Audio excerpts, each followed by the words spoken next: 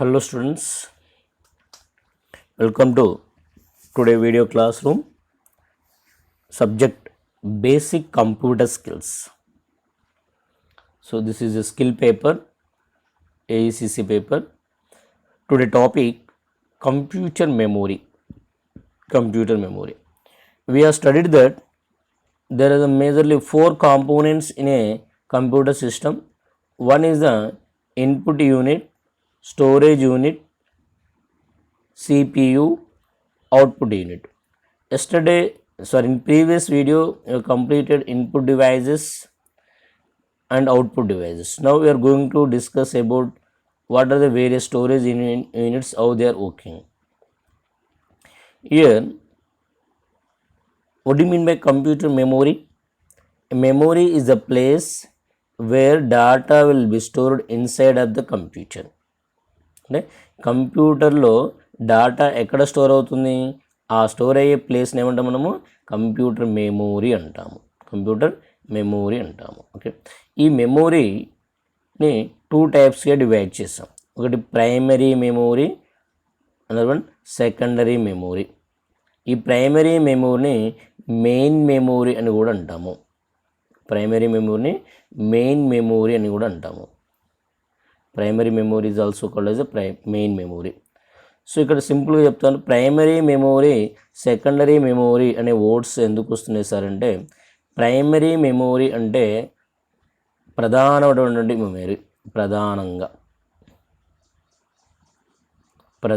అంటే ఎప్పుడైతే మనం డాటాని కంప్యూటర్లోకి ఎంటర్ చేస్తామో, ఎంటర్ చేసిన తర్వాత కీబోర్డ్ ద్వారా ఎక్కడికి వెళ్ళిపోతుంది, స్టోరేజ్ యూనిట్కి వెళ్తుంది. ఆ స్టోరేజ్ యూనిట్లో ఎక్కడ స్టోర్ అవుతుంది సార్ అంటే ప్రైమరీ మెమరీలో స్టోర్ అవుతుంది. సో దట్ ఈస్ అంటే first one, before saving that డాటాని సేవ్ చేయడానికంటే ముందు ప్రైమరీ మెమొరీలో స్టోర్ అవుతుంది. ఈ ప్రైమరీ మెమొరీ కనుక లేకుంటే డాటాని మనము అసలు కంప్యూటర్ ఆన్ కాదు. ప్రైమరీ మెమొరీ లేకుంటే కంప్యూటరే ఆన్ కాదు. ఎందుకంటే ప్రతి సిపియులో ఉన్నటువంటి ఎవ్రీ యాక్టివిటీ, ప్రజెంట్ ఎగ్జిక్యూట్ అయ్యేటటువంటి ప్రతి ప్రోగ్రాము, ప్రతి ఇన్స్ట్రక్షను ఎక్కడ సేవ్ అవుతుంది సార్, ఎక్కడ స్టోర్ అవుతుంది సార్ అంటే ప్రైమరీ మెమొరీలో. ప్రజెంట్ సిస్టమ్ మీద ఎగ్జిక్యూట్ అయ్యేటటువంటి ప్రతి డాటా కూడా ఎక్కడ స్టోర్ అవుతుంది సార్ అంటే ప్రైమరీ మెమొరీలో. చూడండి, మన ఫర్ ఎగ్జాంపుల్ మనము ఒక యాప్ ఓపెన్ చేసాము. యాప్ ఓపెన్ చేయనంత వరకు కూడా యాప్కి సంబంధించిన ఇన్ఫర్మేషన్ మన మొబైల్లో ఎక్కడ స్టోర్ అవుతుంది సార్ అంటే రోమ్లో స్టోర్ అవుతుంది. రోమ్ మెమొరీ అంటాం కదా, లేదా పర్మనెంట్ మెమొరీ స్టోరేజ్ యూనిట్లలో స్టోర్ అవుతుంది. సో ఎప్పుడైతే మనం యాప్ ఓపెన్ చేస్తామో యాప్ ఎక్కడికి వచ్చేస్తుంది, ర్యామ్ మెమొరీలోకి కాపీ అయిపోతుంది. అంటే RAM is the primary memory. Primary memory. Next secondary memory అని ఎందుకు అంటున్నామంటే, డాటాని సేవ్ చేసిన తర్వాత సెకండరీ మెమొరీకి వెళ్తుంది. అంటే మొత్తం ఫస్ట్ టైప్ చేయగానే ప్రైమరీ మెమొరీలోకి వెళ్ళిపోతుంది, సేవ్ చేసిన తర్వాత సెకండరీ మెమొరీలోకి వెళ్ళిపోతుంది. Okay, first will discuss what is the primary memory. Today టాపిక్లో ప్రైమరీ మెమొరీ ఏందో డిస్కషన్ చేద్దాం. సో ప్రైమరీ మెమొరీలో 2 types, RAM, ROM. RAM means random access memory. ఈ అబ్రివేషన్ గుర్తుంచుకొని సార్, ఎగ్జామ్లో చాలాసార్లు వస్తూ ఉంటుంది. కాంపిటేటివ్ ఎగ్జామ్లోకి వెళ్ళా కానీ మీరు ర్యామ్ అంటే random access memory. So random access memory అనేది ప్రైమరీ మెమొరీ. సో ప్రజెంట్లో రన్ అయ్యేటటువంటి డాటా మొత్తం కూడా ఎక్కడ స్టోర్ అవుతుంది, ర్యామ్లో స్టోర్ అవుతుంది. సో దట్ ఏం చెప్తాము, RAM is a primary memory that stores the data that is presently running on ప్రాసెసర్లో ప్రజెంట్ రన్ అయ్యేటటువంటి డాటా, ప్రజెంట్ ఎగ్జిక్యూట్ అయ్యేటటువంటి డాటా ఎక్కడ స్టోర్ అవుతుంది, ర్యామ్లో స్టోర్ అవుతుంది. ప్రాసెసర్ అంటే ఏంటి sir, control unit and ALU కలిస్తే ప్రాసెసర్. ఈ ప్రాసెసర్ మీద ప్రజెంట్ ఎగ్జిక్యూట్ అయ్యేటువంటి డేటా మొత్తం కూడా ర్యామ్లో స్టోర్ అవుతుంది. సింపుల్గా ఏం చెప్తాం మనము, ప్రస్తుతము ర్యామ్లో ఎగ్జిక్యూట్ అవుతున్నటువంటి డేటా, ర్యామ్ ప్రాసెస్ చేస్తున్నటువంటి డేటా ర్యామ్లో ప్రాసెస్ చేసేటటువంటి ప్రాసెసర్ మీద రన్ అయ్యేటటువంటి డేటా ప్రాసెసర్ యూజ్ చేసేటువంటి డేటా ఎక్కడ స్టోర్ అవుతుంది, ర్యామ్లో స్టోర్ అవుతుంది. ఓకే, సో జనరల్గా మనము ఎప్పుడైతే మనము డాటాని టైప్ చేస్తామో ఎక్కడ స్టోర్ అవుతుంది, ర్యామ్లో స్టోర్ అవుతుంది, ర్యామ్లో స్టోర్ అవుతుంది. ఆ ర్యామ్లో స్టోర్ అయినటువంటి డాటా ఎప్పుడైతే మనం సేవ్ చేయకుండా ముందే పవర్ ఆఫ్ అయిపోయింది అనుకుందాం మన సిస్టమ్ యొక్క. సో పవర్ ఆఫ్ కాగానే ఆటోమేటిక్గా ఏమైపోతుంది, ఆ ర్యామ్లో ఉన్నటువంటి డాటా మొత్తం కూడా డిస్ట్రాయ్ అయిపోతుంది.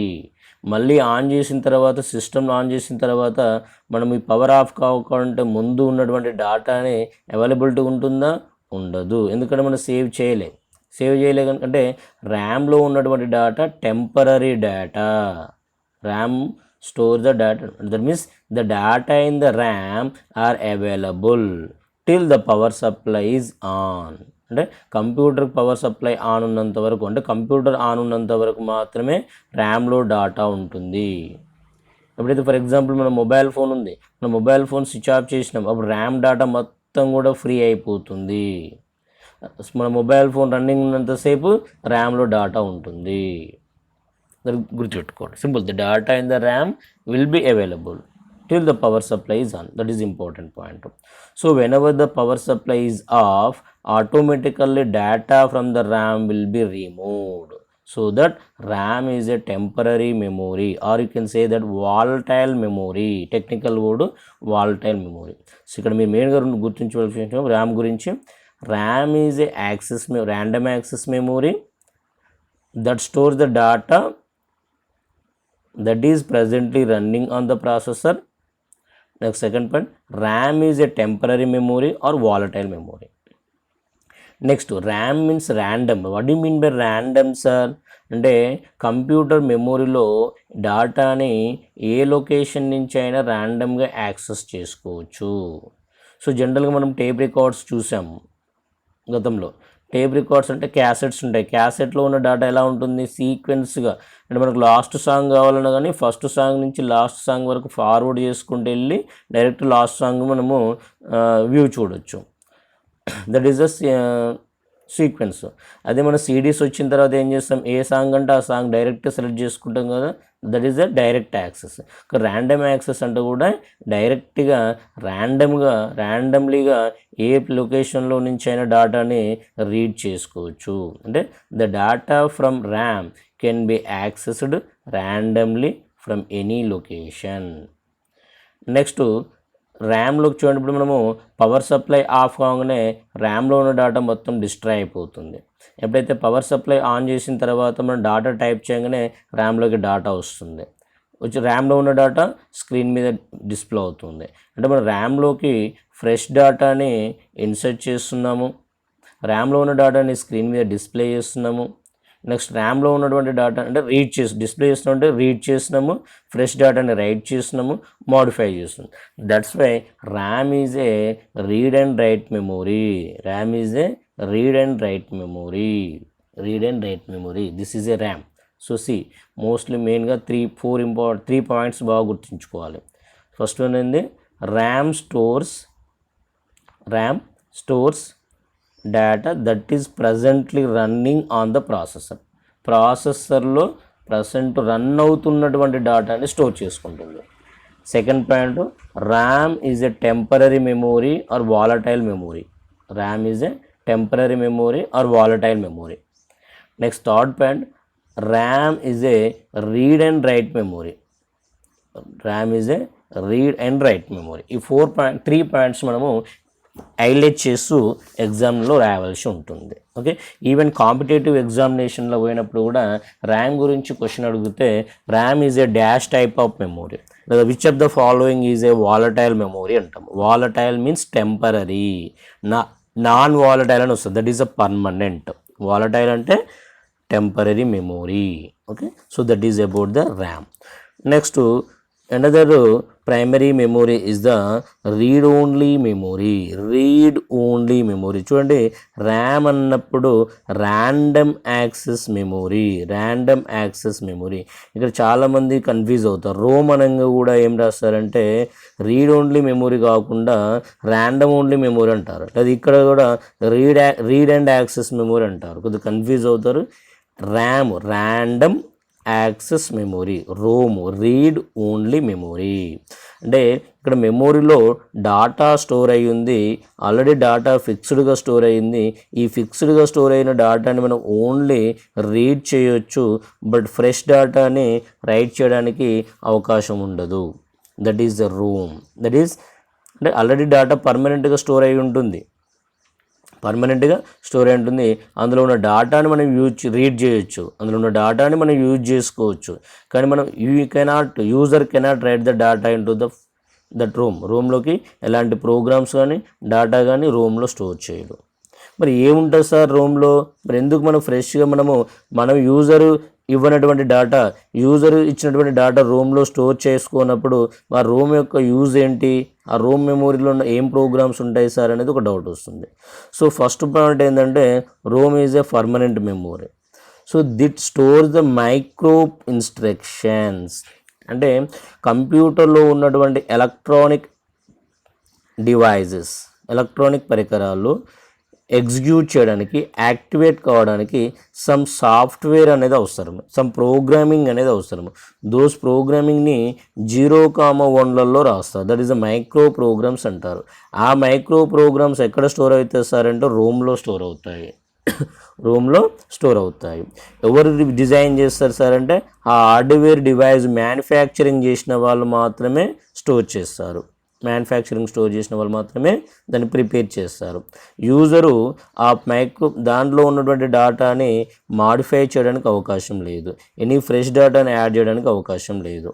ఓకే, ఒకసారి కనుక ఒక రోమ్ కనుక మనకు డ్యామేజ్ అయిందంటే ఆటోమేటిక్గా ఆ మదర్ బోర్డ్ని రోమ్ దేనికి అటాచ్ అయి ఉంటుంది అంటే మదర్ బోర్డ్కి అటాచ్ అయి ఉంటుంది. సింపుల్గా వాళ్ళు మదర్ బోర్డ్ చేంజ్ చేయాలి. ఇంకొకసారి మనం ఏదైనా ఎలక్ట్రికల్ ఐటమ్స్ని, గాడ్జెట్స్ని ఇక్కడ తీసుకెళ్ళామనుకోండి, మదర్ బోర్డ్ పోయింది సార్ అంటాం. అంటే వాళ్ళు ఏం చేస్తారంటే ఇక్కడ రోమ్ని చేంజ్ చేయడానికి అవకాశం ఉంటుంది, మదర్ బోర్డ్ మొత్తం చేంజ్ చేసుకోవాల్సిందే. అంటే రోమ్లో ఉన్న ఇన్స్ట్రక్షన్స్ ఆధారంగానే కంప్యూటర్లో ఉన్నటువంటి అసలు కంప్యూటర్ స్టార్ట్ కావడము, ప్రాసెసర్ స్టార్ట్ కావడము, ఎవ్రీ ప్రాసెసర్స్ ఏ విధంగా ప్రాసెస్ చేయాలి దానికి సంబంధించిన ఇన్స్ట్రక్షన్స్ మొత్తం రోమ్లో ఉంటాయి.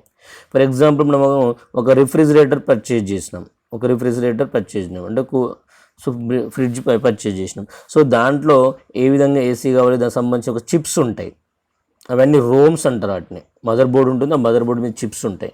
ఈ చిప్స్ కూడా అంటే ఏంటిది రోమ్ సంబంధించింది. దాంట్లో ఆల్రెడీ ఇన్స్ట్రక్షన్స్ ప్రిపేర్ అయ్యి ఉంటాయి. సో ఒకవేళ కనుక రోమ్ కనుక పోయింది అంటే మదర్ బోర్డ్ చేంజ్ చేయాల్సిందే. So that is the ROM. Simple ఇక్కడ 3 points to remember.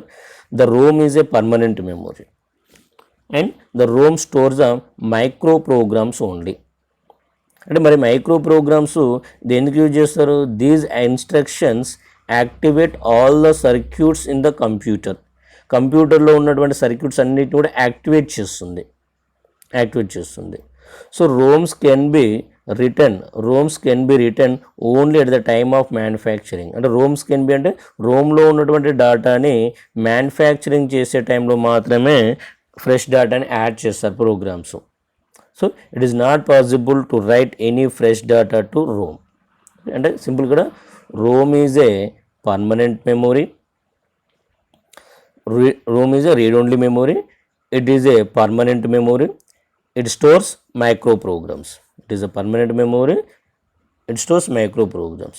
It is not possible to add any fresh data to the ROM. ఈ 3 పాయింట్స్ గుర్తుపెట్టుకోండి. ROM stores micro programs, ROM is a permanent memory, in ROM we cannot add any fresh data, it is only read, it is not possible to write any data to the ROM. రోమ్లోకి ఎలాంటి డాటాని మనం user ఇచ్చిన డాటాని store కాదు, that is a read only memory. So this is a primary memory. So ఇంతకుముందు గతంలో మనకు short questions ఉండేవి, ఆ short questions ఉన్నప్పుడు ర్యామ్ ఎక్కువగా అడిగేది. ఇప్పుడున్న లాంగ్ క్వశ్చన్సే కనుక సో ఇట్లా AB ఇస్తాడు. సో లాస్ట్ టైం ఇలా ఇవ్వడం జరిగింది క్వశ్చన్ పేపర్ 1AB 2AB. ఇలా AB ఇచ్చినప్పుడు ఇక్కడ ర్యామ్ గురించి కానీ లేదా సింపుల్గా ర్యామ్ అండ్ రోమ్ అంటాడు, వాళ్ళే ర్యామ్ అండ్ రోమ్ అంటారు. ఎక్కువ ఎక్స్ప్లెయిన్ ద ప్రైమరీ మెమొరీ అడగడు, ర్యామ్ అండ్ రోమ్ అంటారు. లేదా కంప్యూటర్ మెమొరీ అన్నప్పుడు ప్రైమరీ మెమొరీ, సెకండరీ మెమొరీ రాయాలి.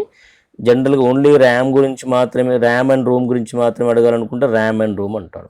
సో మీకు అట్లీస్ట్ ర్యామ్ గురించి ఒక 3 పాయింట్స్, ఒక రోమ్ గురించి ఒక 3 పాయింట్స్ మనం రాసే ప్రయత్నం చేయాలి.